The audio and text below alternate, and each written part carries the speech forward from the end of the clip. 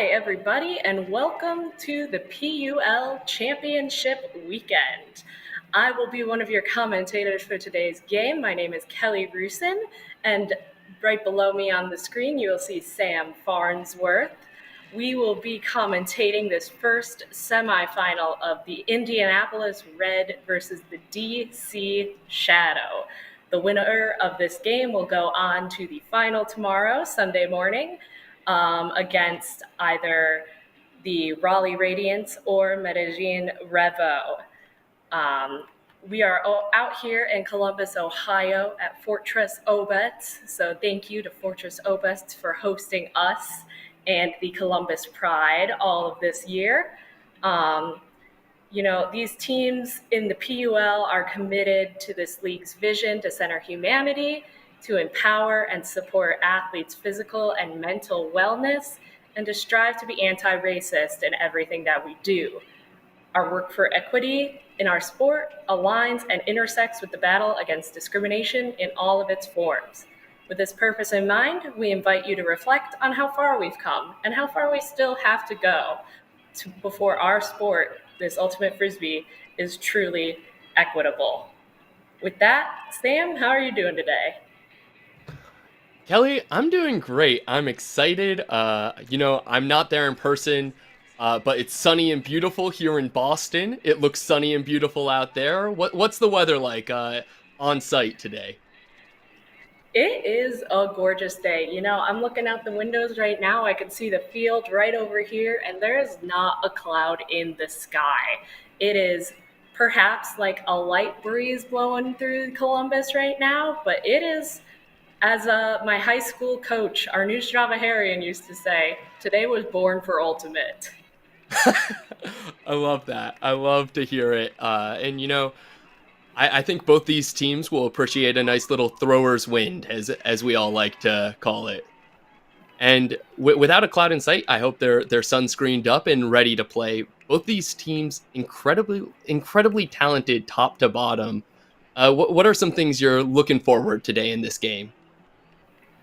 Yeah, both these teams, like you said, are so good. I think that this tiny little bit of wind and this lack of these lack of clouds is really going to come down to who has the better top to bottom roster. I'm excited for both these teams to showcase, maybe not just their top seven, because we've seen those players do a lot, not just in the PUL, but in college and club. And I'm more excited to see the depth. Who's going to be grinding now that it's a little bit hotter outside and we're out of that Midwest spring and we're fully into Midwest humid summer.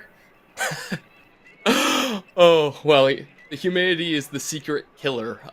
Is what I find. So that top to bottom is going to be important to stop from cramping back in that final quarter. I think what you're saying of if you can run through the legs of your entire team today, that's really what's going to make the difference at the end. So, with that in mind, some players I'm excited to see out here today. Uh, Over on Indy Red, just one player I want to call out from the beginning is Anastasia Foster, number 44. I was going back this week. I watched a few games just to refresh myself on both teams. She is killer fast. She is just a D-line champion coming out of nowhere, making plays, leaving her feet. Every single huck that goes off, she's over there on over the top help.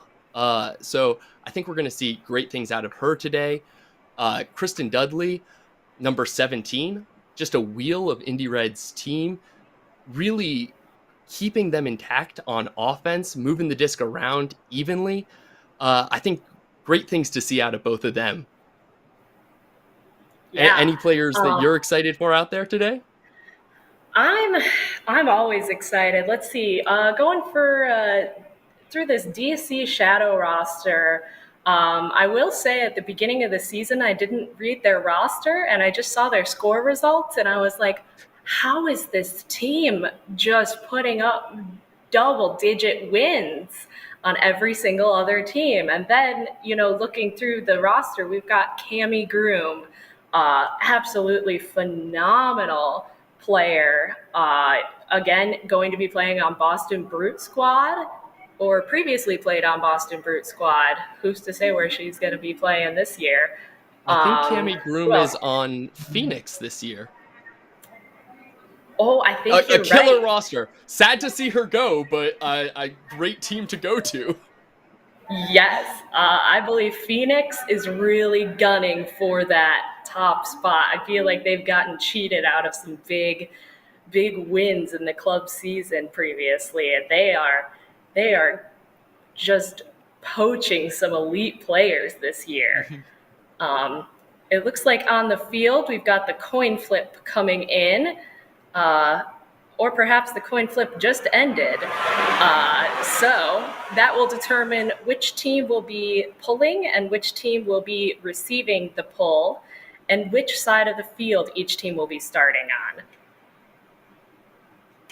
And before we get going, there are a few peculiarities of the PUL that make the game a little bit different. Why don't we go over a couple of those, uh, Kelly? Yeah, so the PUL has quite a few rules that differ from, some might say, standard issue, um, USA Ultimate or WIF Diff rules, World Flying Disc Federation. So if this is your first PUL game, it's going to look a little bit different from another Frisbee game you've watched. One of the largest differences is how we end quarters. This game will Hmm. be played in timed, as most Frisbee games are, but it's going to be in a series of quarters. And at the end of each quarter, each team gets to continue their possession of the Frisbee. So when that clock hits zero at the end of the first, second, and third quarters, each team will maintain their possession either to a goal or a turnover. A goal or a turnover will exhibit the end of that quarter. And do you want to explain the fourth quarter rules for them, Sam? Now, I believe, and you can correct me if I am wrong on this, but I believe at the fourth quarter we go down to a buzzer beater on that final possession. So when the clock hits zero, the game is over. That being said, similar to basketball, if the disc is up in the air, it is live until it is either on the ground or in someone's hands. Am I right about that, Kelly, or did I get it wrong? That is correct. So the fourth quarter, the very end of the game, will be different from all the three other quarters. So you might notice the players being really calm with the disc as they near that 0-0 mark for the first, second, and third quarter. But when that clock is about to hit zero at the end of the fourth quarter, they're gonna possibly just make a real big Hail Mary pass to kind of put up that buzzer beater, as you might say in basketball or some other sports. Hmm. And again, we are playing in quarters between each quarter. I believe it's about 2.5 minute breaks between the first and second quarter and third and fourth, with 10 minutes in between the first and second half of the game. So during those times, that's a chance for you to get up, stretch yourself out, maybe go get some more water. Again, like we said, it's a hot, humid day. If you have your windows open, you at home too should stay hydrating. Yes. Water, as they say, hydrate or dihydrate. It is very good for you. These quarters will be played in 12 minutes. So, as you could see at the bottom of our screen, we have our graphic that shows first and 12 minutes. So, that is the signal that this is the first quarter of the game and that there are still 12 minutes remaining because we have not started yet. You could see the DC Shadow roster, I believe, has just been announced. They've all run out to the line. These are their coaches, maybe team support, giving them high fives, getting them really hyped up for this game. DC, I think, is one of those teams that they're all intense when they are playing, but they have a great time on that sideline. They are a fun team head to toe. True that is, and I have pulled up the YouTube chat just so that we can have some eyes on there. So hello everybody in there. I saw somebody asking, are both teams really wearing black in this game? They are not. We're gonna have, I believe, DC Shadow switching over into their whites once the game starts, with Indy Red staying in those black jerseys. Am I right in hearing that, Kelly? Yes, if both, I would be taken aback if both teams stayed in their dark jerseys here, especially because they are both black in color, and that is absurd. I'm assuming the coin flip also dictated which team is gonna change into their light jerseys, Hmm. but it looks like both teams wanted to showcase uh, their very cool sublimated jerseys from VC. And I don't blame them because coming out of this little huddle, they are hamming it up for the camera. And I would be too. That is the way to do it. It really is going to be an exciting game, and I think uh, this goofy fun and just supportive energy is again one of those secret factors that's going to keep people in a game. With 12-minute quarters, it can be grueling, brutal, and long. And if you're not hyping up your team from the sideline, not hyping them up between points, it's really easy to fall flat fast, right? You only have one game in the It, day, so you just got to put it all out there. You're very right. Oh, it actually looks like in the YouTube chat, that was a great idea to pull that up. Indianapolis will stay in their dark jerseys, and DC will be changing into their light jerseys. So that is very nice. Thank you to the Premier Ultimate League for telling us who's going to be what in there right here in the YouTube chat. Again, basically, get at us in the comments. Tell us what you think of this game. Let's hear who's your favorite player. Who do you want to see hyping people up? Which team do you love the best? Let's get some chat started. Yeah. And it seems like we're just moments away from this game starting up now that both rosters have been announced. What type of looks do you think we're going to see today? With the lack of wind, are you thinking we're mostly going to see person matchups, or do you think you might still see some junky zones coming out? Mm. I think that's a good question.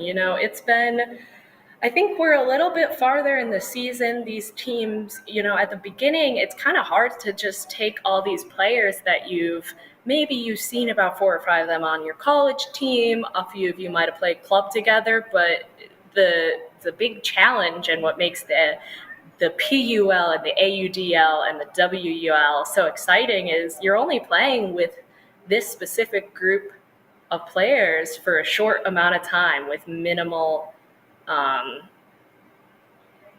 with minimal practices.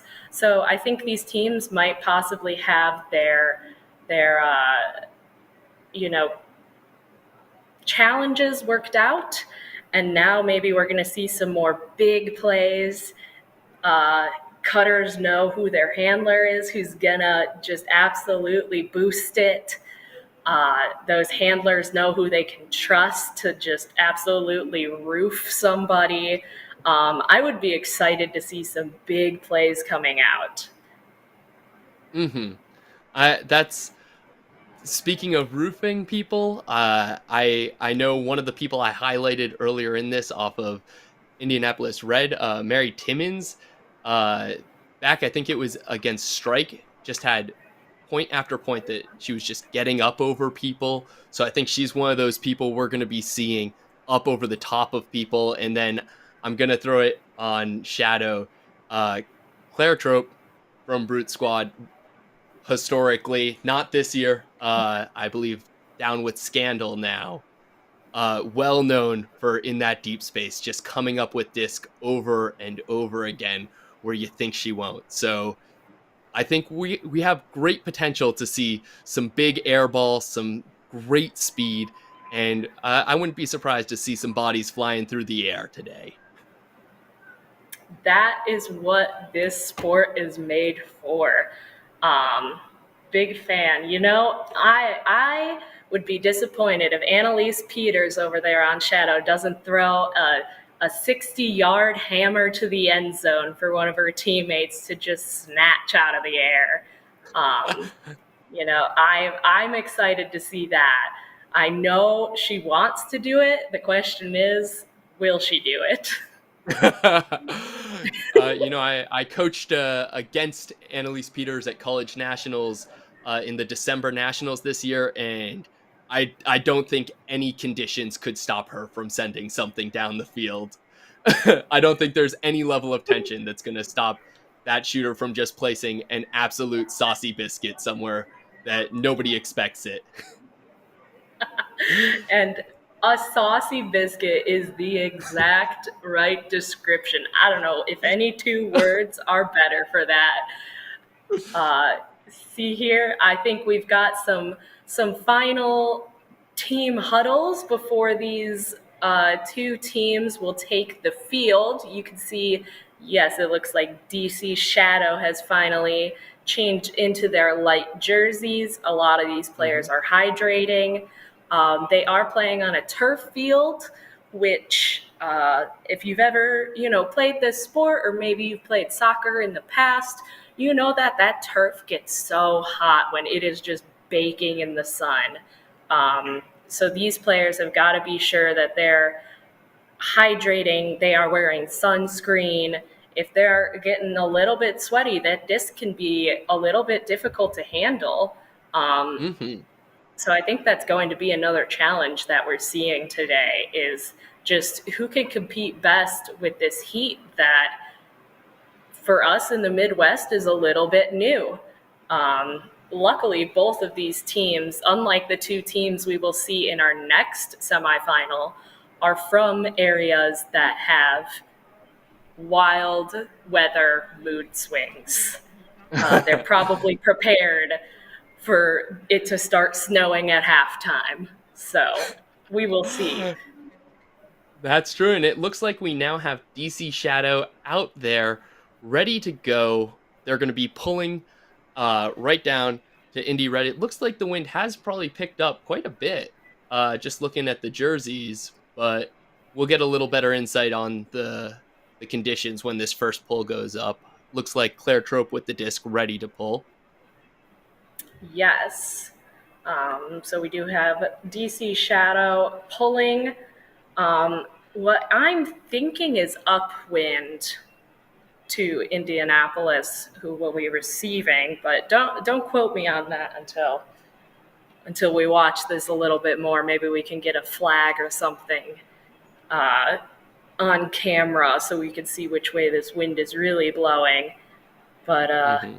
yeah, Claire Trope, just an amazing player to watch. She's not big. She's not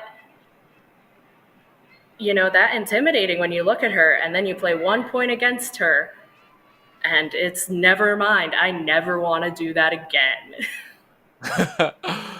And with that, we have our first pull off. It looks like Caitlin Lee putting on the mark right out the gate and a flat mark. So, looking to probably get them to swing the disc around, not get off any early deep shots and a pick called downfield. You'll notice hand signals throughout this game.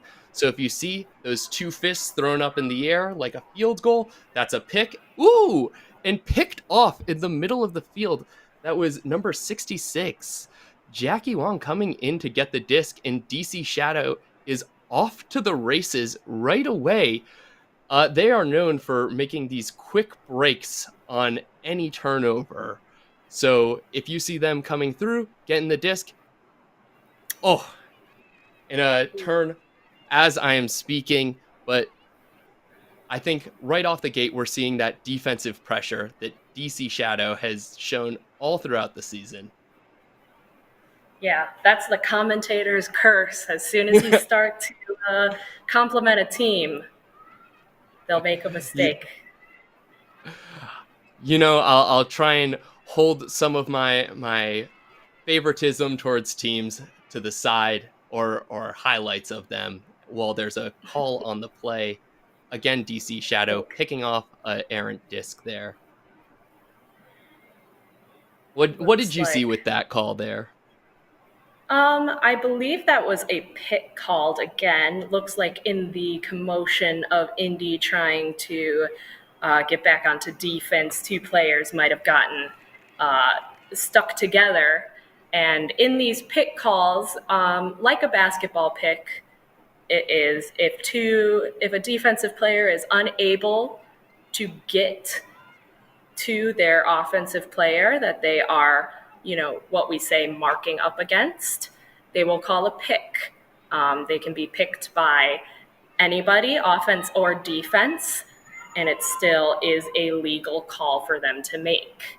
Oh, we have a big huck to the end zone and just barely out of the receiver's arms.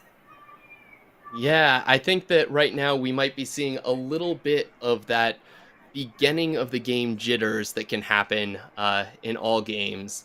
If you've played a tournament yet this season, you're probably all too familiar with waking up, getting moving, and getting used to people on defense against you that you're not quite used to. So the disc is back in the hands of DC Shadow once again, as we have what's turning out to be a bit of a marathon point. Yeah, But this with wind and might be a little bit more than we bargained for. yeah, I think even right there, you can see the disc got pushed around once it was up in the air. So I think these high flying hucks might end up turning a little bit more into 50-50 balls than people originally intended for them to be. Yes. A great holster on Um, the sideline there, but then into backhand with no receiver. yeah. Both of these teams are playing what seems to be incredibly well defensive person to person marking, which just means that they are, playing defense one on one. And that is what's causing all this trip. But right there, finally punched in. That was number 19, Ali Wallace to I didn't get the number of the receiver. Did you happen to see? I was unable to tell. It's a little bit too bright out, and these light jerseys are kind of hard to read against that sunshine.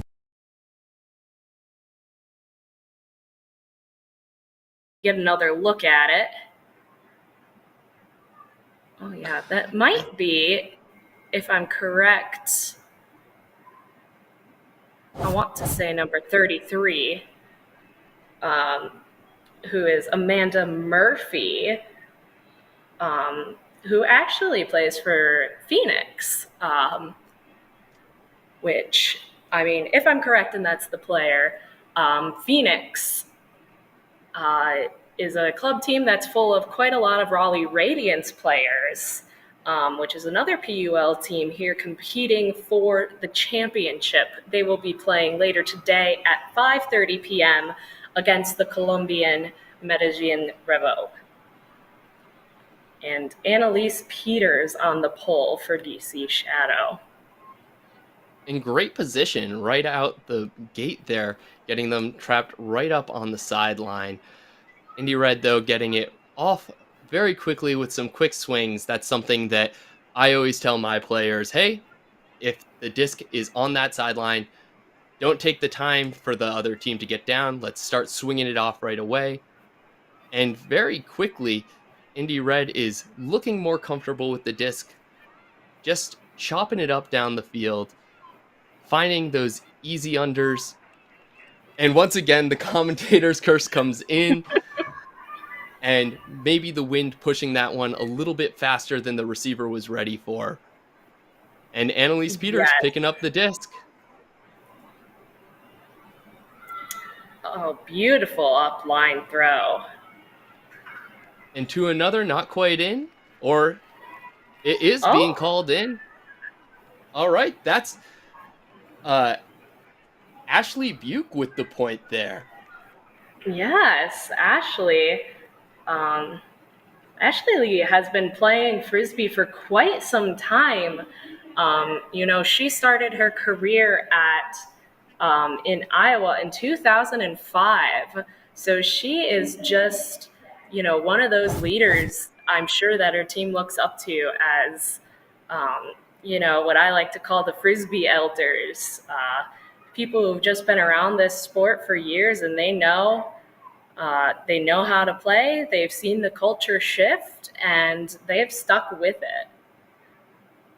Sure enough, and that long knowledge of the game really shown there by taking that little bunny hop, picking those feet up right as you catch to get those extra yards and put it in the end zone for DC's second break of the game. If you're Indy, what are you thinking walking out on this line? Walking out on this line, I'm thinking, we're just not playing quite clean enough. I think that Indianapolis is making all the right decisions, but it's these tiny little execution errors that are stifling them from putting that disc in the end zone. And DC Shadow isn't a team that's going to allow you to make those errors and get away with it. They're going to punish you for that, and they're going to end up executing a little bit better and getting that frisbee in the end zone. I agree with you there, and unfortunately, another error unforced there. I think trying to just get that quick huck out the gate on a short field, but with what the wind seems to be doing, that's just going to get pushed straight out the back, and Annalise Peters is going to walk it right up to the front of the field, and a couple bounces around. Red was there, but it looked like DC Shadow was able to come down with the disc all the same and the wind up to a big huck, but I think it was glanced off one of Indianapolis Reds defender's hands there. Just a quick reaction on the sideline, able to stop the disc and get the Yeah, disc it looks back into like their hands.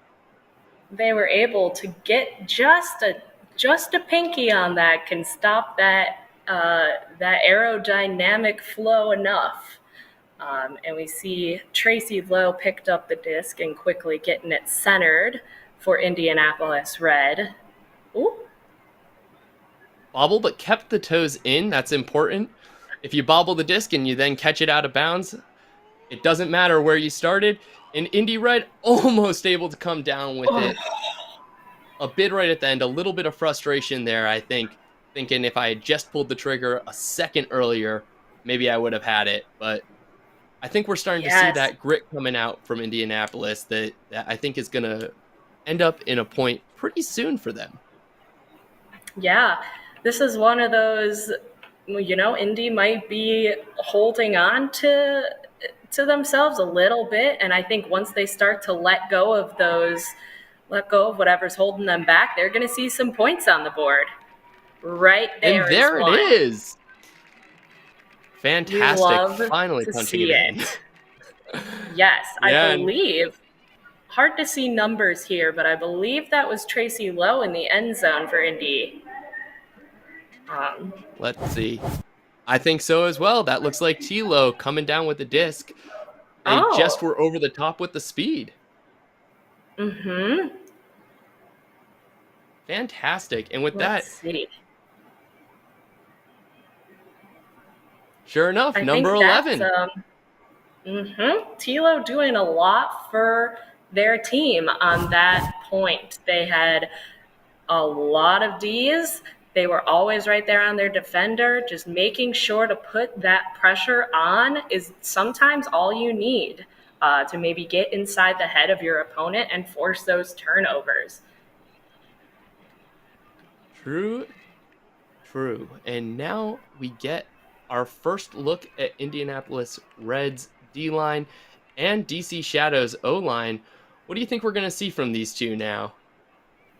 I think we're going to see some quick movement from DC. As I say that, kind of every cutter going deep and then coming under. Uh, I think DC is a team, there you go, that has a pull play in mind as they're coming down on the pull. And even if it maybe doesn't go their way the first time, they're ready to keep going until they execute it correctly. And Linda Morse there over the top for her first point of the game. Uh, when you're coming out after your O line's been out there for a couple points, you're hoping your D line can force a long point, but DC Shadow said, we're not going to have any of that. We're going to punch it in just 3 or 4 throws. They found their looks and they got it down the field. Hmm. And on these sunny days, that's what you want to do. Why waste your legs when you've got Linda Morse in the end zone and she can come down with just about anything you put at her?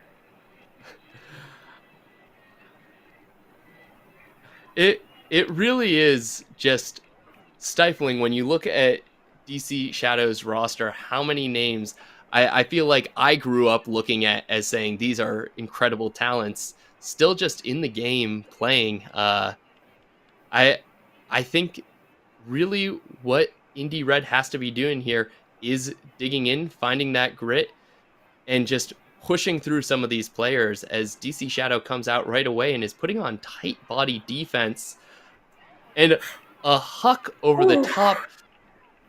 It got that little bit of a Mac bounce out of it as someone tried to swat it down. A confirmation of the wind out there today, uh, but then the Indy Red player couldn't reel it in on the back end. Yeah. Just a little bit is all you need in these games sometimes.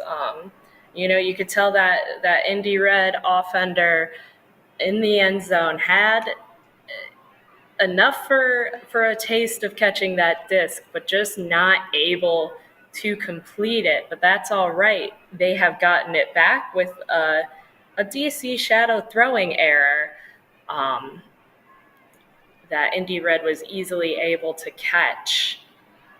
And they're in their red zone right now, playing some calm handler movement. And as And I say that, it's your turn for the commentator's handler, curse, Kelly. it's me now. A little handler, try to break the mark and throw it away. But it's okay. It's something that I have liked out of Red so far is that they are tenacious on turns. They don't give up. And I don't think there's been a clean break hold yet. The O line has been able to fight that disc back over and over again. So they are not giving up. Even if there are turns along the way, they are making sure there is no easily scored points by this DCD line. Hmm. Yeah, Indy Red is putting up quite a fight to keep these offensive points, And a but big just huck. not there. You got to wonder if that one is a little bit of frustration setting in, that the looks aren't there right away. You can see some people are starting to put their hands on their knees, get a little tired. You wonder maybe a timeout's coming out soon, or maybe they're just going to run this one all the way through the remainder of the 2 minutes. Who's to say? Yes, I think Indianapolis is employing a let's huck it and play defense strategy, and eventually it works out for them. They know that That it DC does. Shadow going upwind is going to have a lot harder time than they are playing defense and maybe getting the disc back for a red zone play. And there, I when we get the replay, we can see who threw that in at the end. I think that was Tilo picking it up with the quick dish off then. It does look like T That it was. Low, Tracy Lowe. Um, Again, very difficult to read these numbers, and I apologize if we're unable to get that information from you or for you watching at home. Uh, I It truly wish that it was just a little bit less sunny outside so we could see that better. But Tracy Lowe there, they have now been part of both of these Indianapolis Red points so far. And we're finally starting to see some zone looks come out because of that wind and very quickly forcing a turnover out of this O line from DC that on its first point really just looked unfazed by any defense on the field. And Shadow coming out with their own little poach look, a little upline handler sag, a huck coming up, Ooh. and a big bid not quite Oh, there. a big bid from what looks like Kristen Dudley. A really good effort. And it seems that Indy Red might be throwing a little bit of a zone look here. Um, Yeah, I Perhaps a agree. 3-3-1. That's something I noticed looking through some of their games is they like to run this 3-3-1 almost with a little diamond look on it to make it so that you have to be going wide across the field because over the top someone's hunting. But there it looks like DC Shadow, they downloaded the tech, they figured it out, and they finally are able to punch it in for another hold. And that's number 5, Lindsey McKenna getting on the board today. Yes, I love to see it. DC Shadow really having no problem with that zone that Indy Red is throwing. They said that's fine. You could take away our strike looks, our little up the line looks. We're just gonna swing it around until the defense is not ready, and then a little over the top high release backhand to the end zone. Again, they were going downwind that point, and they had no issue with it. Yeah. And in the chat, we have some people asking, how bad is the wind? And, from the beginning, Kelly said it wasn't that bad in the morning, but it is slowly picking up, is what we're seeing to be a game that I think upwind breaks are going to be hard to come by at this point. And we have Indy Red picking up the disc. The clock is going to go down to 0, so they're going to have the last possession of this point, and it looks like a turn just before the buzzer is going to go off. So DC actually is going to have the last chance to score here. A Yes. disc over the And top floating, and a big huck coming off upwind. Two people there, a little ooh, miscommunication, a foul it looks call, like a contact foul called. Um,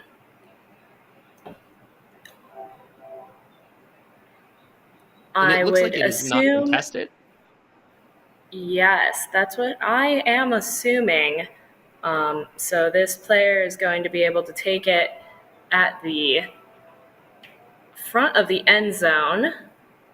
And again, because this is the PUL, you see that the clock has reached 0. But Annalise Peters with the score.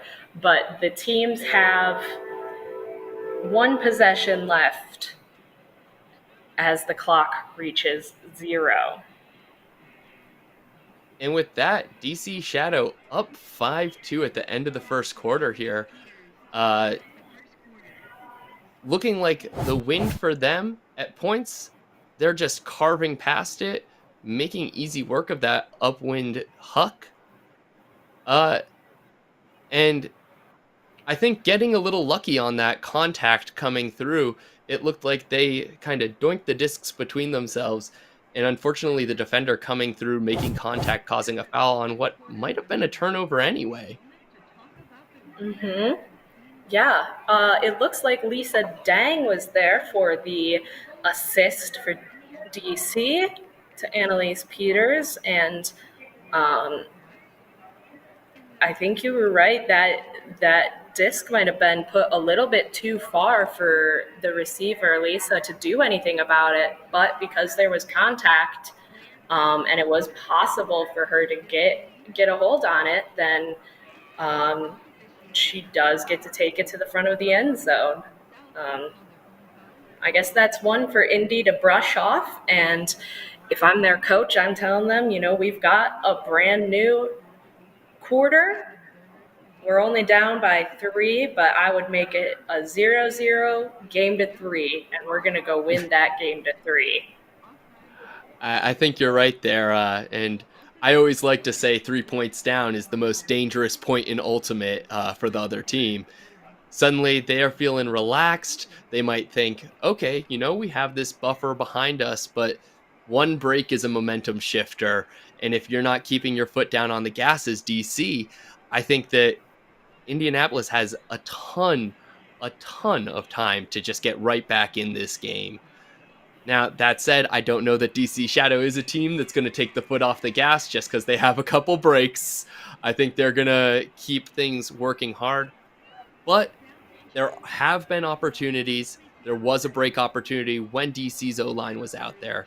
So I'm pretty confident that we have an exciting game up ahead of us. Mm-hmm. I do think that DC is a very experienced team. They've probably been in this position before where they've lost some games. A bunch of their players, I'm sure, have been on the other side, and they do not want to do that again. So, Mm. once you've been there a few times, you kind of realize the patterns, and you go, "Wait a minute, this is not at all where we take our foot off the gas. This is where we push even harder." So Indy Red's going to have to come out with a big sideline presence, a really big heart in this second quarter, and hopefully bring the score a lot closer as we go into the second half. I agree with that. And to answer some questions in chat, because people were asking about the clock that we see can be a little bit off from time to time. Our producer does do his best to keep it up to date, but he can't keep track of every single play by play stoppage that happens. So while he does his best, it might be off by a few seconds here and there. So, as you probably have noted, the turnover for our view was a little bit after the 0-0, but on the field, we assure you that the clock was still going. And with that, DC Shadow is coming in on offense, going upwind. Mhm. That is a very good place for DC Shadow to be as they come into this second quarter. Them already being up 5-2 and getting the ability to receive and play offense is fantastic. We see Indy Red kind of throwing that flat zone again, forcing DC Shadow to swing it or to take a dump throw. Um, if you're Indy Red, you're preventing any of these throws from going up. You want to prevent any field space from being gained closer to that end zone. Ooh, And right there, and that's a phenomenal D. Unfortunately, I could not catch who did that, I but believe whoever was in that first wall. I want to say it was 40 something. Let me see. 48 perhaps? And Hmm. there they I are do. coming out in that second quarter, immediately breaking. It's just as we were saying, if you take the foot off the gas for 1 second, the other team can claw themselves right back into the game. Yes, that is. I said before that DC wasn't having any trouble with that Indy Red zone look, but Indy, I think, just needed to step it up a little bit, and they have in this second quarter. They were hungry for that D. They wanted to get that D so that they could have their chance to dial in these big throws and catch it in the end zone. And that was Makeda Matamore with the throw. That's a name I expect we're going to hear a little bit more through this game. I've seen through the season she's put off some cannon throws In fact, my notes next to her in my personal notes was absolute cannon. So don't be surprised if you see a few more of those throws placed into the end zone. I love those types of notes. When you go up to interview a player and say, "Hey, can you tell me about this teammate?" or a coach I ask them about a player, they're like, "You know what? Just an absolute unit. They can do everything. They will boost it. Wow. Oh, And TC Shadow saying the phenomenal. same thing. Phenomenal hook by DC Shadow. Oh my goodness. I think this quarter is going to be exciting. It looks like uh, number 21, Verena Wollison, catching that for the Shadow. And and like you were saying, just people that have that absolute cannon, can send it, can do it all moment there. Right away, DC Shadow said, "Hey, we got that too." And that's a three-quarter field huck right there, sitting right into Ooh. her hands. No place for the defense to do anything. Oh my goodness. Just beautiful placement. She ran on a perfect route so that the defender was stuck behind her with absolutely no way to play defense on that disc. And now we see a pull upwind, looks half field. Pretty good pull from what we're seeing on these upwind shots by Annalise Peters. Looks That it like is, and Tilo with the disc. Ooh, just and a little too much I sauce think on that biscuit. just the biscuit was too saucy. People got too excited about these other beautiful, oh no, these beautiful throws we've been seeing. And that is unfortunately a fumble from Annalise right on Indy Red's end zone. Oh, She hand blocks and it right back.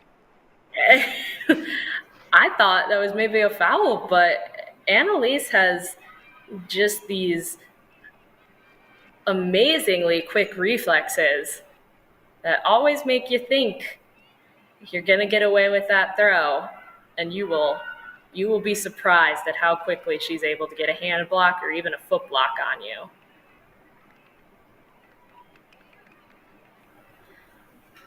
Indy Red Right again doing a huck it and play defense strategy, it seems. in these windy conditions, it's hard to blame them. Hmm. I And might. a D over the top. Wow. I think All right. I'm thinking the play was made a little bit before the contact, so ooh, a disc thrown out Hmm. of bounds and grabbed by a player. Uh Now I don't know. In wind like today, I always think that disc could have come back in, but I'm gonna trust down on the field. The angle was very clear that it was not. That was yes. Ooh, and maybe Or just a little bit too spicy of a throw uh, right into and out of the receiver's hands.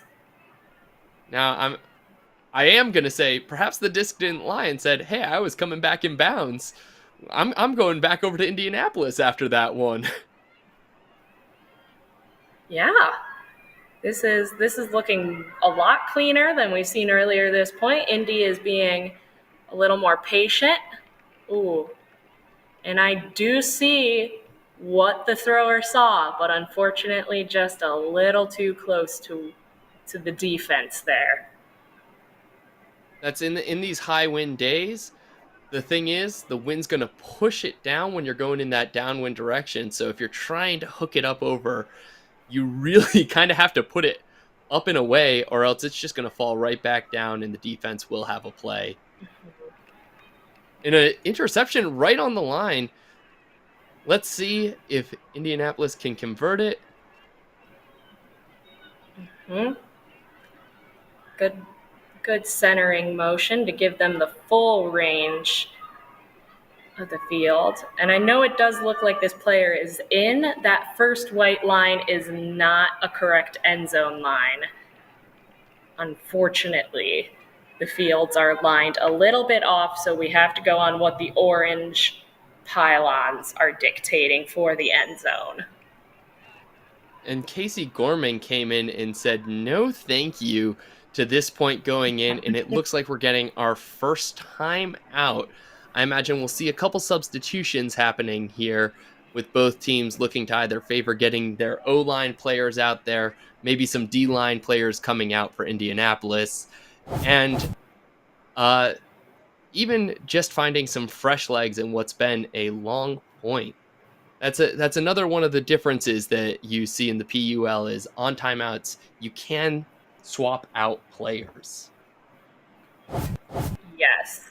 So I wouldn't be surprised if Indy Red does a wholesale swap of their players and throws out their zone here, but with fresh legs that can really stop some upward movement from the shadow.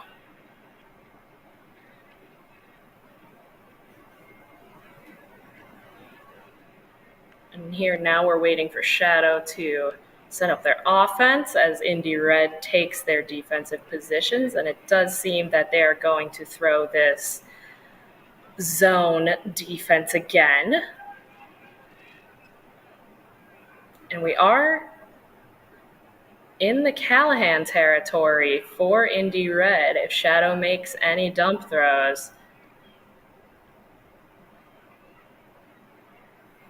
And a slicing blade by DC Shadow on that sideline, a dangerous throw to make, but when executed well, right out of that zone and in to the red zone, a big floating huck and a sky like we said, Wow. we're going to see some people in the air today.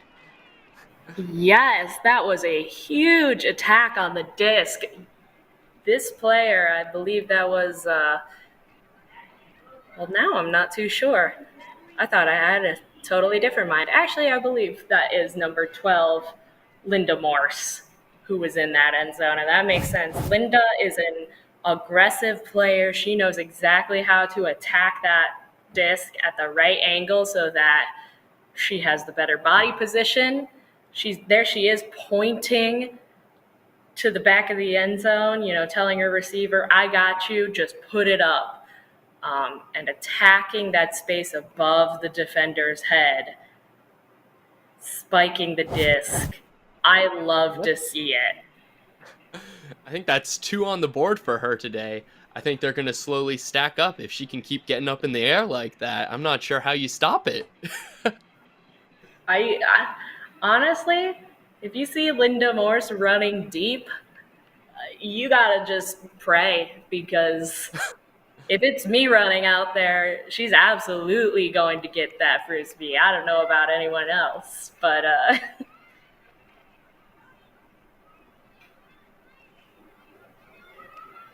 and DC coming out with their own little zone looks. It looks like they do also have some sort of 3-3-1 going on. Oh, and an unfortunate, you know, disc that hits the hand, but you just don't close those fingers fast enough.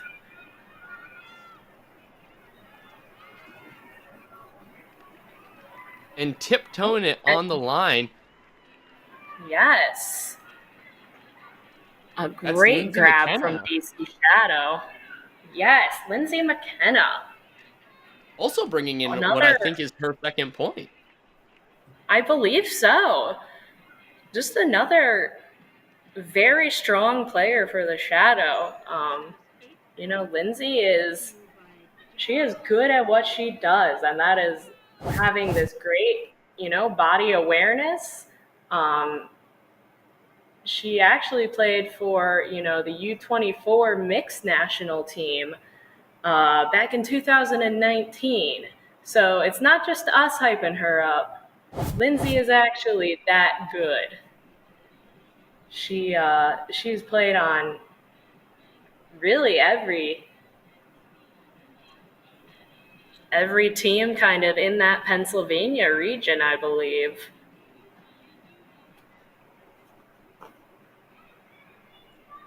Again, Annalise Peters on the pole for Shadow, and this one making it quite far, about 3/4 of the way, if not, I'd give it like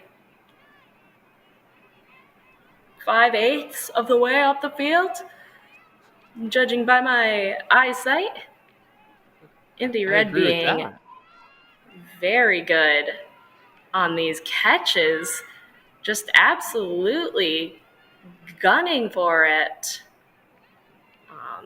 Ooh, just an unfortunate, slightly out of reach for this receiver. And I called it at the beginning here today. Anastasia Foster, number 44, was the one that came down with that throw in the middle before the turnover. I think that's one of the players that out there might have that grit that Indianapolis is going to need to lean into if they're going to dig this one back. Hmm. I agree. It's Indy as a whole is going to have to start pushing these more difficult throws. A phenomenal bid from Annalise Peters here. Ooh, and a great look, but just tipped out of the way by Indy Red. And some sort of call on the field. I think an Oh, looks like an injury injury call. call. Hmm. Um, Peters coming out. Looks like she's got to catch her breath for a second. That was a big, large run upfield. Very difficult, again, to play on this turf in the sun. It is hot. And that's something you can see a lot happen in Ultimate of somebody has that big bid catch, makes a throw, and as soon as it leaves their hand, the adrenaline stops and they go, "Oh, I actually have nothing left in my body after that one." The wait a minute, I feel bad. Um, A classic. a quick little 2-3 pass possession for DC. Um, ends in a turn. And again, we see a quick turn from Indy Reds, Anna McClurkin with the disc. Um, and, ooh, a great bid attempt from DC's Marlena Lore, but unfortunately just slightly out of their reach. Yeah, this.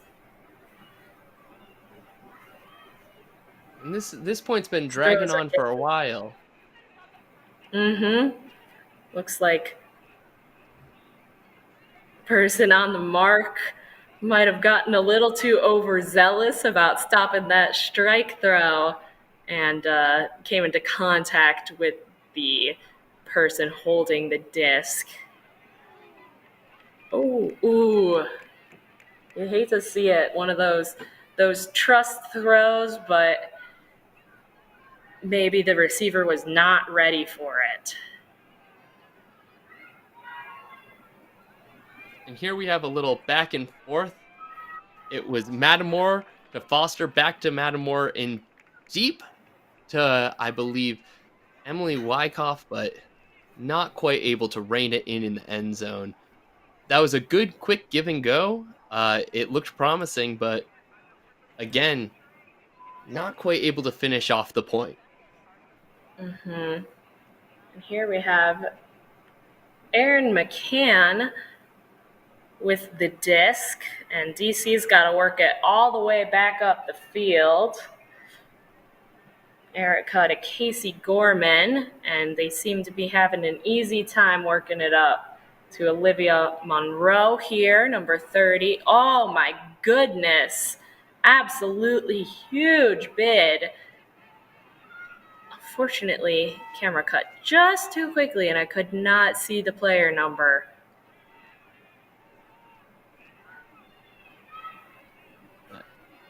Oh, that is that's Raha Mosafari who had that Not big old not hit. surprising. Ah, yes, that makes a lot of sense. Raha is a phenomenal player, playing for, well, assumedly playing for AMP this season, in club, and looks like she is just dictating this offense right now, telling people where to go. And it does sound that horn y'all might have been able to hear was, in fact, the end of the second quarter. Unfortunately, again, we are unable to see the scoreboard, so our timer is slightly off, and we do apologize for that. So that Indy Red possession was the last possession of the first half. That is why the players are now walking off of the field. And it looked at the end there like there may have been a little bit of confusion of, oh, the horn went off. Is the half over? Are we done? And the sideline calling, throw the disc. We still have time. You can do it. Which I think is one of those things that, especially with the club season starting up, players have to be shifting their mind back and forth. Just one last weekend for these PUL players that they have to make that shift back and forth before they can hone back in and only focus on one rule set once again. Yes, it is a little bit difficult for them to, for us, for anybody to remember the rules of all these different leagues. And I do love that all these leagues are experimenting with what works best. Does this make frisbee a lot more fun to watch? Um, but it does make, as a player in several leagues, very difficult. So what do you That think? is What do you think coming out of this first half, Sam? What are your thoughts for DC and Indianapolis? How should they? What are their coaches telling them as they get some yeah, water and some orange slices here? well, a couple thoughts, and I'll throw it back to you, and then we'll go to break.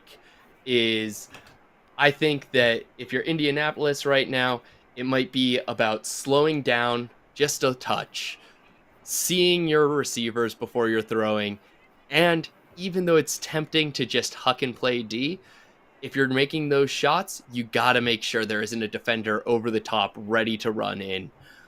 If you're DC Shadow, I think you're just saying, hey, we're all gas, no brakes in this second half.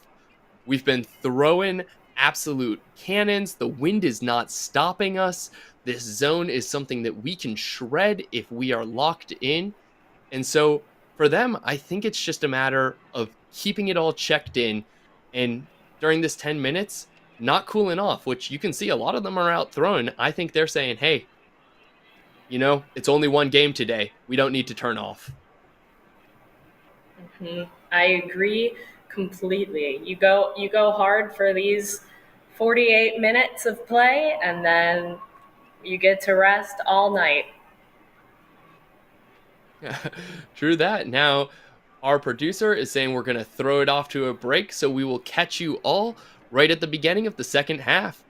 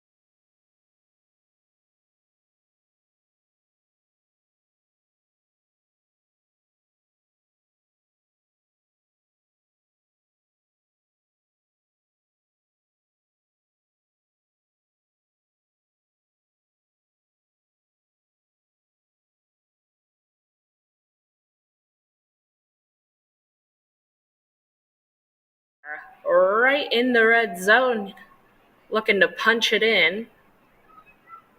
But DC in there. Ooh, It looks like a call on that catch right there at the last second. yeah, unsure. These observers, I believe, are making the up down calls for this game. So there must have been a pick or a contact foul called to stop play and give it back to the previous thrower. But it doesn't matter. Indy Red's still able to take that disc and punch it into their end zone, and they should walk off this point pretty happy. And to catch our chat up, we did have a little bit of an issue coming out of half, a little bit of a technical snafu, as it were. So to catch you up on what you missed, coming out of the half, DC threw a tight little person defense look, a little bit saggy and flat, but it caused a turnover. They punched it in, and Indianapolis Red then came right back and said, okay, we got to put it together. We got to slow it down. They found some good swings. They moved the disc the full 70 and punched it in for a hold. And that should get you up to speed. You did miss a little talk about pizza boxes that you may have seen on the sideline at some point. They too saw the chat talking about pizza earlier, and they said we wanted some on the field, so they had a little game for a pair of cleats. And that should catch you up with everything you missed, except for one shout out to Fran Rosenthal, grandmother of Emily Wyckoff. We don't have exact reasons why a mask is being worn, but some players, because they have to travel, do just wear masks as a safety precaution on the field. And that, I think, Kelly, did that cover it all?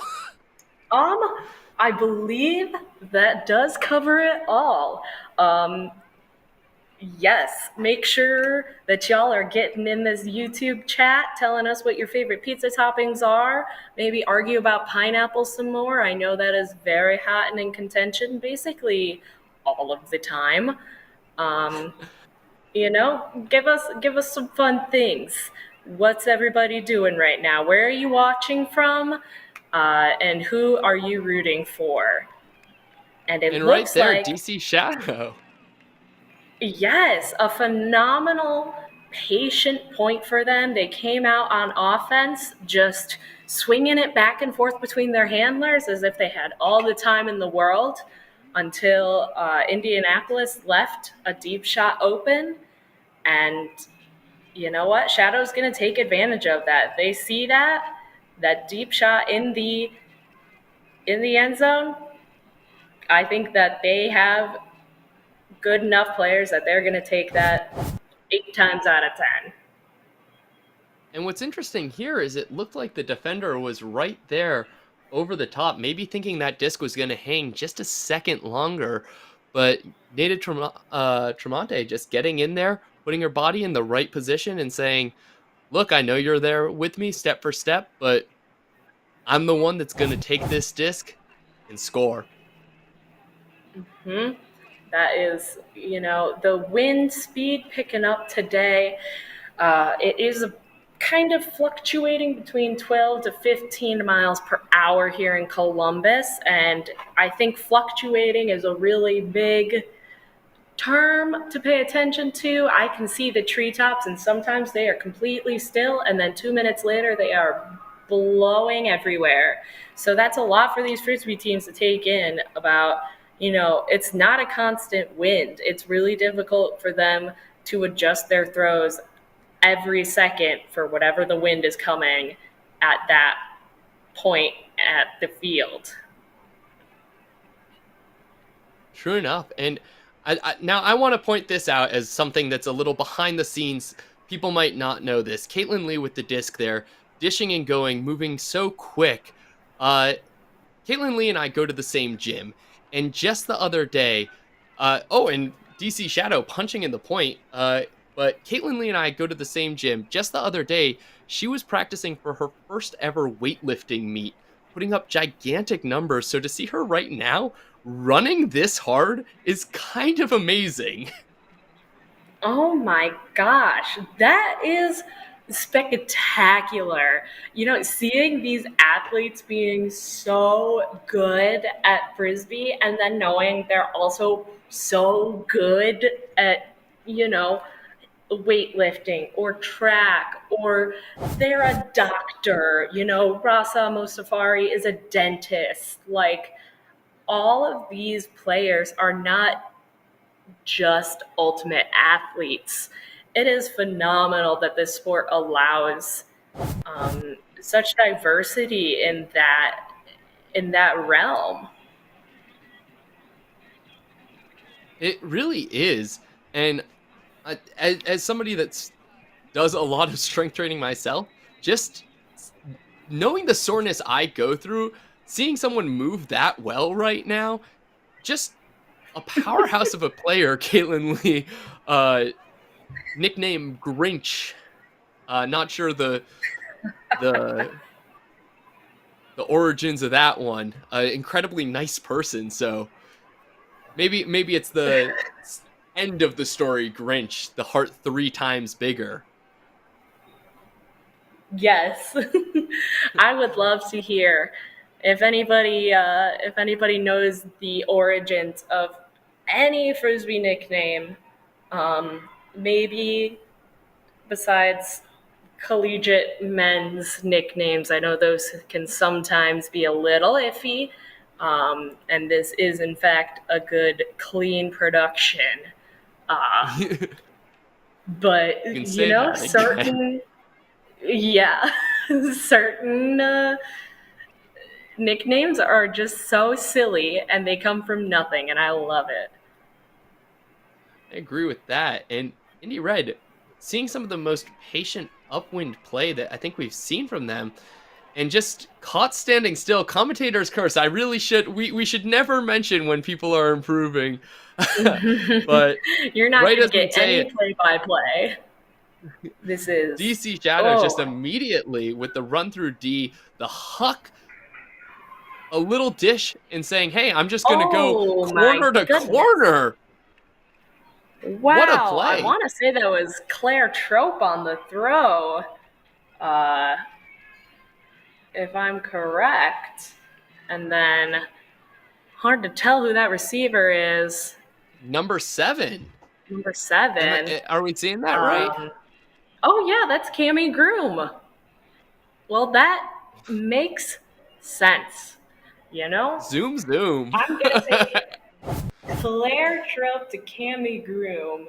That is a frisbee power you don't want to mess with. And it looks like Cammy was that huge deep look as well, and just able to kind of make this really nice button hook cut.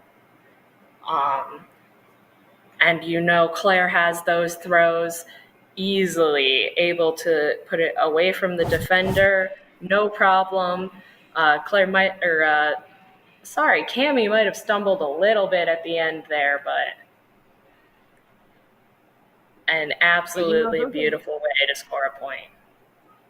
that sort of placement, those two have years of play together, so it's no surprise that they can just hit each other in stride like that. Mm-hmm. And I love these PUL games because you can tell who's played college together, who's played club together, and how those dynamics fit out on the field. And with that, a high stall count throw that just got tipped goes out of bounds. There was the attempt to keep the toes down and keep the disc, but Indianapolis Red turning it over, and DC Shadow just cruising down the field. Uh, Yes, DC Shadow has really hit their stride. They might have had some trouble um, locking into it, but it looks now they know what their team does and what their team does well, and they are finally looking for their handler resets. If that stall count's getting above, it seems like stall 4, they're just looking for their handler resets, and ooh, A great little throw there to number 64.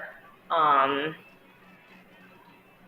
pardon me, Becca Arbacker or Arbacker? Arbacker. My apologies to Amanda or Becca. Oh my goodness, I am all over the place right now. Whew. Sam, why don't you take it away? Well, I think what we're seeing here, I'll switch us over to that color commentary of I think what we talked about of if DC just keeps the gas going through this second half, they get to kind of walk away with the rest of the game. And we really are seeing that they came out as we went into halftime, they were all out on the field throwing, keeping their heads up, dancing around a bit, and they've come out into the second half and just look like they're moving faster. And you have to wonder if part of that is that they just have a deeper roster that they can play through where they might not be as tired at this point. They have fresher legs that they can put out. I think we've seen a lot of rotation through their lines. So it might just be some of that third quarter crush coming in that you get with teams that can shift through any person on a 20 something person deep roster. Yeah, and that's exactly how these longer games go. You don't realize, like, 12 minutes is a long time to play Frisbee. We've already been here for almost an hour and a half. If this were a tournament style play, I bet a soft cap would be going off in about maybe 16 minutes. But the clock does stop at every stoppage of play in the PUL. So these 12 minutes are really only 12 minutes of play. Um, and that's quite, exhausting for these teams that maybe don't have that depth of roster, be it numbers or just talent. Um, which I think Indy Red is struggling today with the numbers that they brought. And, their top seven might be able to go against DC's top seven, but right now we're seeing that the depth in DC is just phenomenal. And DC again throwing this zone that is working very well for them um, without possibly even having to get a turnover. They're confident in their ability to fluster these Indianapolis handlers and force them to throw something they don't want to throw, make a poor decision. Ooh, And it looks like, and that was while there was an incredible catch, there might have been a stall on the mark. There's a conversation being had, but the person who threw seems to be tapping their head as well. That usually means, yep, that was a stall. And we are getting from our on the field people uncontested stall on that. So it's going to be going over to Shadow, who wastes no time in just throwing it over, but oh my maybe gosh. celebrating before the catch. Oh, that is, you hate to see it happen. Just being so sure that that frisbee's in your hands that you start to look towards your receiver to celebrate, and it is not there. A frisbee, I mean, it's not a baseball, it's not a football. You have got to watch that into your hands until you are 100% certain you have stopped rotation. That is just heartbreaking to see. How many times have you had a disc right in your hands and it just rotates through your fingers and flies back out the other way? Oh, so Too many. many times.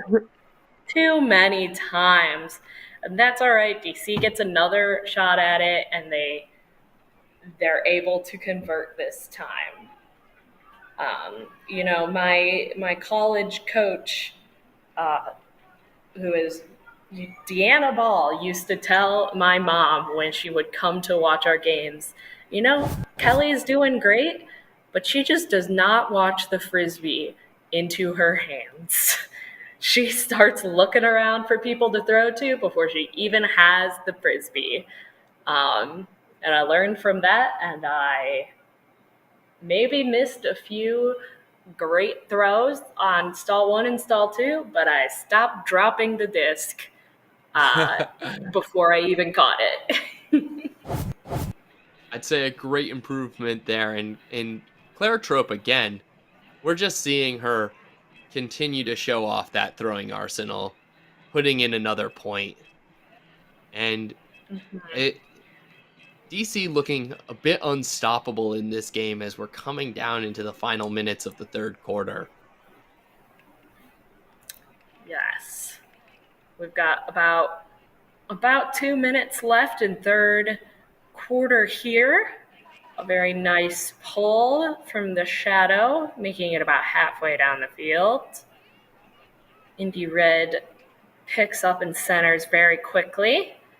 Their stack is fairly deep, and a great bid from Indy Red. The shadow also laying out basically on top of the red receiver. And Red not at all phased. They pop right back up and give a little dish, center that frisbee right back to the handler. Unfortunately, it does not pay out in a point, and they do lose possession. And Shadow now slowly working it up the field. But again, Indy Ooh, Red just getting it back, saying the yes. wheels aren't quite off the bus yet. A big huck Like, going off, and not quite able to rein it in. an An injury injury call call on the from that red. receiver.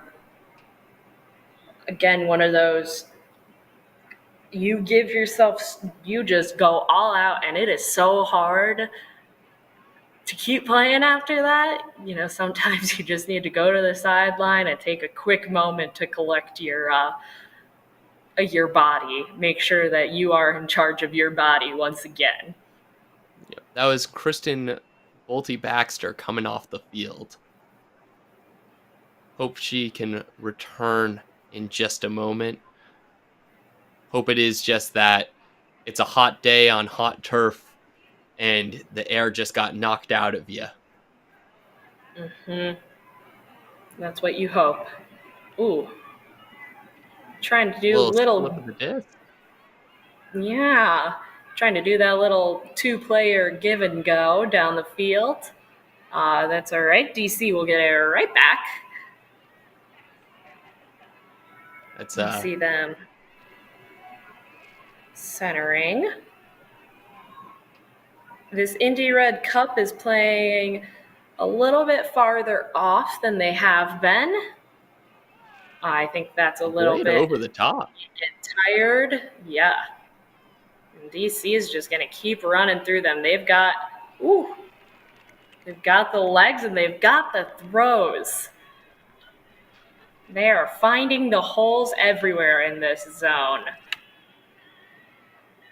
That inside shot is such a hard throw off the backhand to place well. And this is just sat in a way that I don't know as a defender how you're going to catch up and make that play. It's, Maybe we'll get another I look at don't it know if it's as we go possible. into. Yeah. If we can get a recap here. But it is very difficult as you're kind of running to catch up that ground, and you see the disc go up. It's behind you. You're trying to look back to find the disc. You're trying to look forward to find your offense. I'd say it's near impossible to make those kind of big plays that we want to see in the Ulti Photos highlights. Here we go with a replay. Yes, we see that's kind of the moment where you put your hands up, you watch the person receiving, and you jump when they jump. And you just hope that your hand happens to hit the frisbee.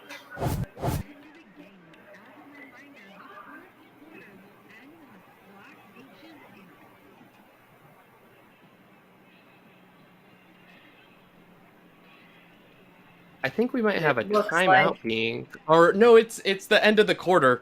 Of course, there's 2.5 Oh minutes. yeah. I my brain's forgetting that there's quarters. I'm also doing that shift back and forth between rule sets. I finally slipped in the third quarter. It happened.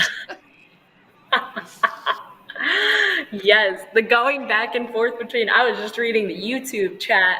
It looks like we're possibly bullying Chobani Flips um, into sponsoring Carolyn Normile.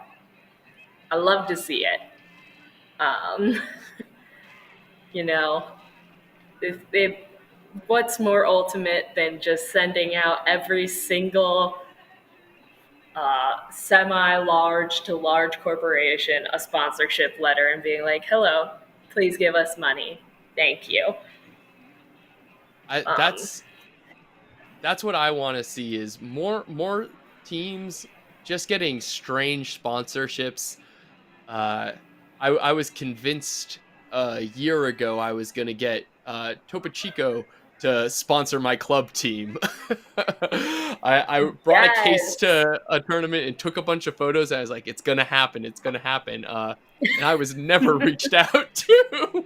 No. Oh my gosh. I hate that. We there is a mixed club team up in Idaho, I believe, called Loxa, and they are sponsored by White Claw. So shout out to Loxa. You got in at the right time, and I'm extremely jealous of your team. I know Um, that Surly sponsors some teams as well. yes. I think Surly Mm-hmm. Brewing Company sponsors a few. That sounds right. I think No Touching might be one of those, if I'm not mistaken. Uh, I'm sure there are people that One of those are frisbee more names in the that's know. been allowed. The frisbee names that have been allowed to continue, while some have not. Oh, and it looks like we're already back in play. No more White Claw talk. No Um, more. There are laws now. No more White Claws. I apologize, everybody. I, and I apologize, uh, chat, saying at some point here I was a little mean about the game. I apologize if I have been mean. you know, we're trying to provide perhaps. Oh, that is a nice throw. Ooh, oof. You hate to see that. Just you think you're going to catch it right up above your head and accidentally just end up tipping it out of your reach. Um, this is, I think, this fourth quarter is going to be where we see a lot of, maybe not a lot, maybe only just a few very long points. Indianapolis does not want to let DC gain any more of a lead than they already have. I think it's unlikely that Indy makes up the point differential, but at this point they want to at least close that gap a little bit more. And a What a catch! very interesting catch from DC. Oh my goodness, that is Lisa Laurie. Um, I don't know where that hand came from. I don't know.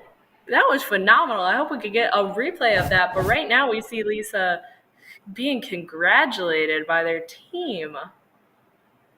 Let's watch this again. All right, we have a thrower coming up to pick up the disc. You can see Lisa making that cut to the front cone and just throwing her body towards the disc, knowing that the defender has that inside lane and saying, I don't care, I'm going to get my hand there no matter what. I am in awe. It really is one of A those phenomenal momentum's going the other grab. way, and you just plant and go. No Yes. time to think in a play like that. Phenomenal. That is pure Frisbee instinct telling you we go now. Oh, and it looks like we got some trash talk here. We were talking about ooh, Big D from DC Shadow. We were talking about breweries that sponsor certain club teams, and Alan in the chat wants to make it clear that Boneyard Beer does not sponsor Boneyard Ultimate. Uh, Seems possibly a little bit salty about it. Um, Maybe down the Another, road, maybe that's in the making. yeah, let us know what we got to do to make that happen. Another easy point here for DC, they are not playing around anymore. They want this game to be over, and they want it to have as big a lead as they could going into the finals tomorrow. Um, that final game will be tomorrow in again here at the Fortress Obets. I believe it starts at noon. So we will Hmm. have it noon Eastern time. We are on the Eastern time zone. So sorry to anybody on the West Coast that'll have to be waking up at like 9 a.m. to watch that on your Sunday. But East Coasters, it's nice. You could sleep in a little bit, do anything you do on your Sunday mornings, go get a cup of coffee, and then join us again tomorrow at noon to watch the finals of the PUL 2022 season. And I want to Oh, here. acknowledge up higher in this quickly for Jory Cole. A shout out to Toast Ultimate. I assume sponsored by Toast the Food. Yes. Toast Ultimate actually comprises most of the Sandblast team I used to play on. So I do know a few of the Pop It Up Toast people. Um, Big Another fans. small Y'all world have moment. another small world moment. Um, But here, Indy Red has been slowly working it up, just throwing some of these nice, sharp inside throws upwind. And again, as soon as we go back and start complimenting, there's a turnover. we see DC going to get it. They will start on the sideline. Indy Red seems to have gone back to a person defense model. Um,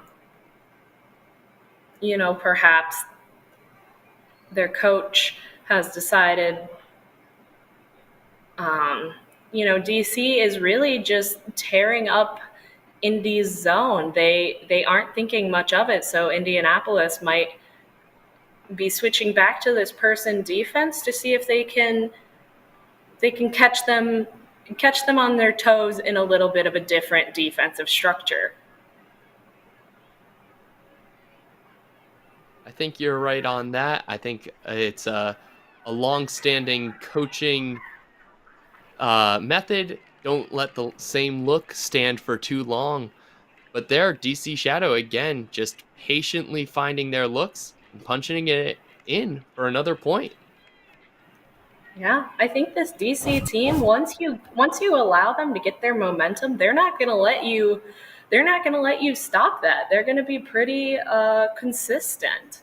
It's really hard for someone to throw a wrench into things, especially with this team that has all of those throws. They are able to throw these high releases above your zones, above your cups. They're able to put up these deep shots. If they have Linda Morse and um, Lindsay McKenna going into that deep space. They even have Ashley Buick, who my apologies. I believe I said that Cammie Groom scored a point earlier, but I think it was actually Ashley Buick. The 1 and the 7 on the back of the jerseys look very similar.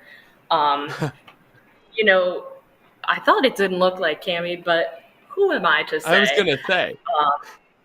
I was like, it doesn't look like her, but it's been a while. I don't know much. Um, I'm just happy to be here watching some frisbee on a nice day. I Um, couldn't agree more. And here we have Indy Red coming back out on offense, uh, looking for an opportunity to put a few more points on the board to end the season off on a bit more of a positive note than maybe the rest of this game has been for them. But DC is really just playing smothering defense, saying, look, we are going to take away everything. That being said, some signs of life with Red having multiple players downfield, both of them going to catch the disc, and maybe a call, maybe a travel downfield. yeah, let's A see. contested Perhaps a pick. stall. Oh, contested stall. So stall count should go down to 8, which means that this player with the disc does not have a lot of time to make a decision. As they are, the players downfield kind of reset to where they were as the call happened. Thrower decides. Another deep look was the option. I think I would have done the same. Just get it out of there. Um, I agree with and we that. see At that high DC. stall, Yeah, you just gotta get it as far away from the place where DC wants it to be. Again, we see DC kind of just finding these little holes and and breaking punching right it through in. them for a score. That looked real close to the line, but it seems to be a score for DC. That player probably able to keep their toes just close enough to the line. And we can watch on this replay here. We see Just them a punching it spicy real inside close. break. Yeah. Yup. Looking at the up line, you know, this person's looking around, trying to see who they could reset to. No one's really available.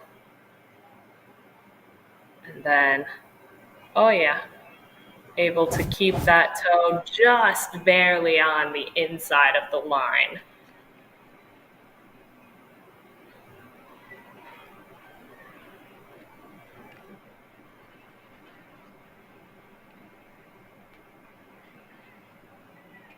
DC Shadow And really we're has just chosen not to stop at any point during this game.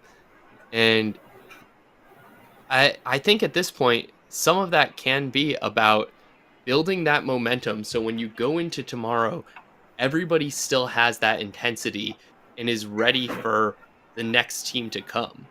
I think you need to treat every opponent you go against like at any moment the game can snap back and be in favor. And that lets you go into every game you play at the same intensity. So even tomorrow, if the team they're up against is giving them more of a challenge, I think they're using the reps today to just dial it in. And right there, a big Blady Huck gonna end just a little bit too far out of the hands of the Indianapolis Red receiver.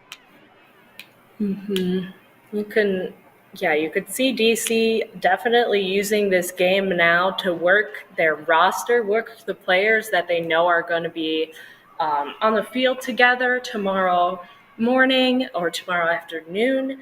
Um, a beautiful huck. It just caught the amount of float it needed to, um, but slightly out of reach for that receiver. And this is something I Pretty think you great see a considering the lot. wind.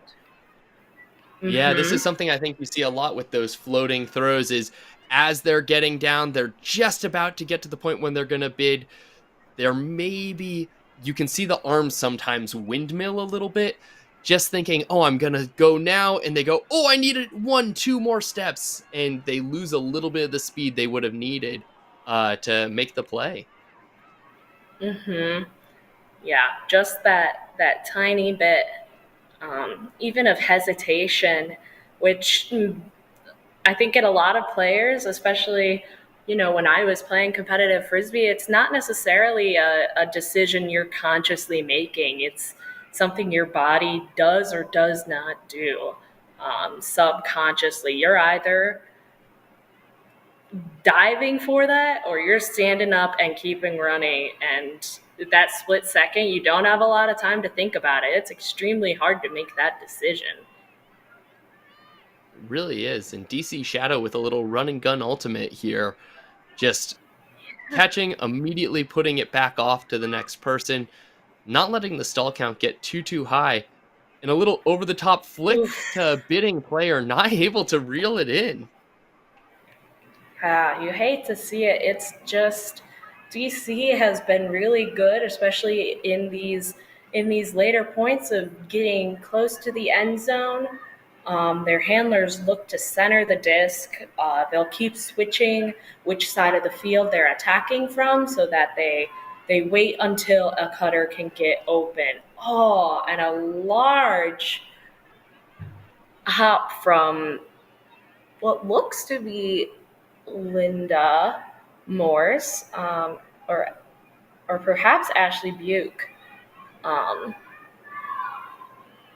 Again, my apologies for being unable to provide you any more context on player names, but DC again just playing strong, unending defense, getting to that red zone and waiting for somebody to open up.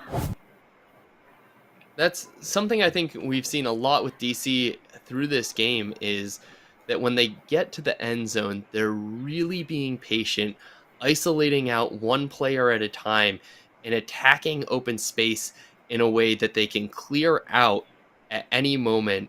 And they're not worrying about that isolation coming from the front or back of the stack. It really seems to be coming from who's positioned to win their matchup in the moment, with everybody's head up, Mhm. ready to be out of the way, and just it's taxing physically and mentally to play against a team that's ready to do that. Yes. It really takes a lot out of you when you think that you've got these beautiful, like, you're getting tired, so that other team's getting tired, and you think you've got these beautiful huck opportunities, and that team decides to turn on the boosters in that moment. As we're nearing, the end of the fourth quarter, we've got about 2.5 minutes left. Looks like perhaps an Indianapolis turn before we got back to this screen. We just want to remind you that as the clock reaches 0, this quarter ends with a buzzer beater. Um, the disc will be considered dead when the clock reaches 0. So players will have to put that frisbee up, um, or consider it a dead disc in their hands. Doesn't And matter on this Indianapolis point. getting Big it throw. in, finally able to score it. Yes. That probably feels good to put the wheels back on the bus in the end of this game and get one right in the end zone. Yes. You don't want to end that game on a low note. So Indy still has the chance to end this game on a few high notes. This is for sure one of them, just getting that. Look at this player dishing it back to the handlers and making this huge cut for the deep space. They knew their defense was not expecting that, and they played on that defender's maybe lack of preparation for that big deep cut. Hmm. And we've been having a lot of questions about the lines on this field. Now, Fortuso Bets is a multi-purpose field, and I believe professional lacrosse does take place here. So I think a lot of these markings are for lacrosse. Uh, you might find more information about that on their Wikipedia page than I have. Uh, but I believe Yes. that's the markings that we're seeing. They are not built specifically for Ultimate, though it would be amazing if Fortress Obets was specifically for Ultimate. Yes, Fortress Obets here has actually begun doing a lot for our Ultimate community here in Columbus, Ohio. They have hosted our youth high school championships. They've hosted a few club tournaments. And again, all of our PUL events. A great score from DC. They We did have just one issue lining the fields, and that is our apologies. So what we are looking for is the orange pylons, and those markings where we assume the bricks to be is a little bit off. So players are not going to be looking at the bricks, they are going to be looking at the observers for where they should be taking these discs.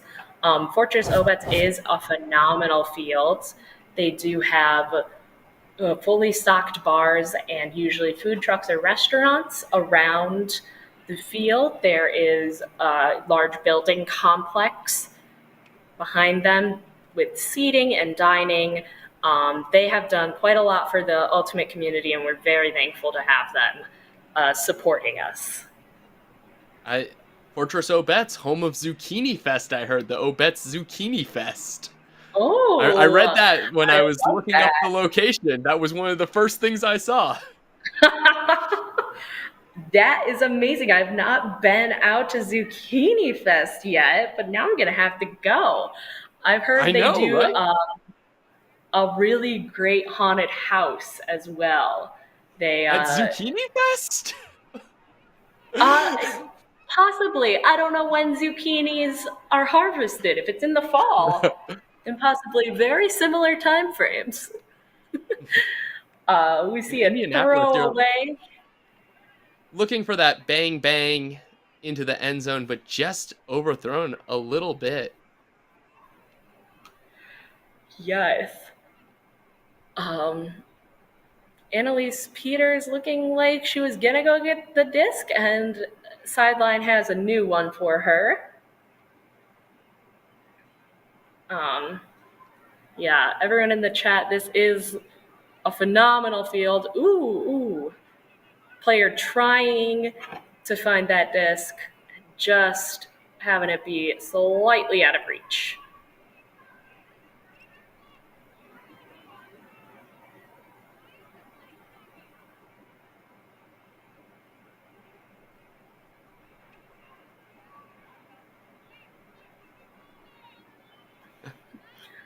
Annalise And this might Peters be here with the disc.